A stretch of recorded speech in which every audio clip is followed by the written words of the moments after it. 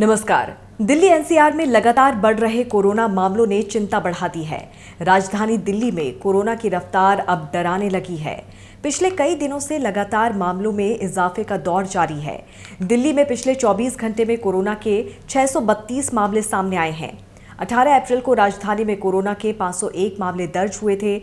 इस तरह से दिल्ली में 24 घंटे में कोरोना केस लगभग 26% बढ़ गए हैं, जो एक चिंताजनक स्थिति है। इसके अलावा संक्रमण दर भी दिल्ली के लिए चिंताजनक है।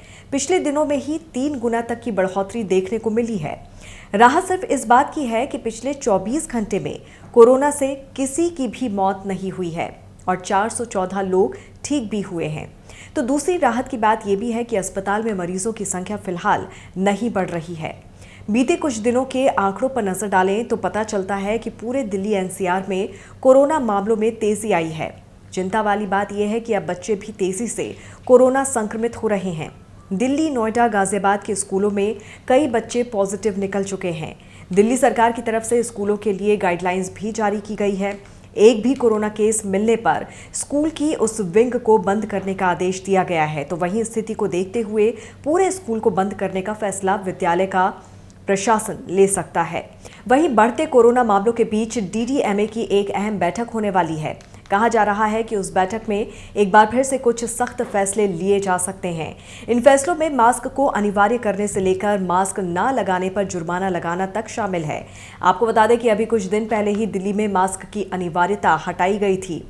डीडीएमए की मीटिंग उपराज्यपाल अनिल बैजल की अध्यक्षता में होगी, जिसमें CM Arvind Kejriwal, deputy CM Manish Sisodia, Delhi के स्वास्थ्य मंत्री सत्येंद्र जैन समेत कई मंत्री मौजूद होंगे। बैठक में कोरोना को लेकर आने वाले दिनों के लिए रणनीति तैयार की जाएगी। बैठक में स्कूल को फिर से बंद करने पर भी विचार किया जा सकता है, क्योंकि पिछले दिनों कई स्कूली छात्र यहां तक कि शिक्षक कोरोना पॉजिटिव पाए जा चुके हैं। हालांकि दिल्ली सरकार ने यह साफ किया है कि ऐसे मामलों के आने के बावजूद वो स्कूलों को पूरी तरह से बंद करने के पक्ष में नहीं है। बच्चों की पढ़ाई ऑफलाइन या ऑनलाइन कराई जाए, इस पर भी चर्चा हो सकती है। अगर कोई स्कूल ऑनलाइन क्लास करवाना चाहता है तो क्या उसे ये छूट दी जा सकती है या नहीं, ऐसे तमाम मामलों पर चर्चा की जा सकती है। अब बढ़ते मामलों के बीच दिल्ली सरकार ने सभी अस्पतालों को अलर्ट मोड पर रखा है। 65,000 अतिरिक्त अस्पताल बनाने पर जोर दिया जा रहा है। इसके अलावा कोरोना के प्रसार को बढ़ने से रोकने के लिए दिल्ली सरकार ट्रेस और ट्रीट के सिद्धांत पर काम कर रही है। कोरोना मरीजों की कॉन्टैक्ट ट्रेसिंग की जा रही है, तो वहीं जरूरत पड़ने पर आरटीपीसीआर टेस्टिंग की संख्या भी बढ़ाई जाएगी। इसके अलावा दिल्ली सरकार सभी को फ्री में बूस्टर डोज देने पर विचार कर रही है। सरकारी अस्पताल में ये टीकाकरण अभियान शुरू किया जा सकता है।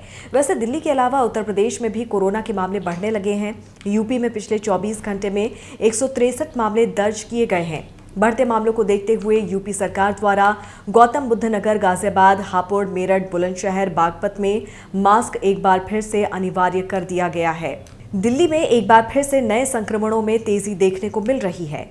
11 से 18 अप्रैल के बीच दिल्ली में संक्रमण दर में करीब 3 गुना बढ़ोतरी दर्ज की गई है।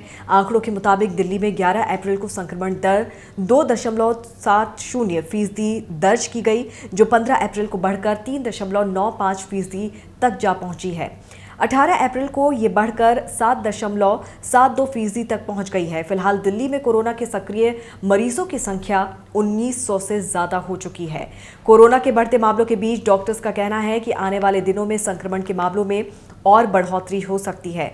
हालांकि उन्होंने मौजूदा हालात को ज्यादा चिंताजनक नहीं बताया है, क्योंकि अधिकतर मामले हल्के संक्रमण के हैं। कोरोना के बढ़ते मामले के बीच आप पूरी तरह से सतर्क रहें और कोरोना प्रोटोकॉल का पूरी तरह से पालन करें। घर से बाहर जब भी निकलें, मास्क के साथ निकलें। मास्क गंदा होने पर उसे बदल दें। गंदा मास्क बिल्कुल ना पहनें।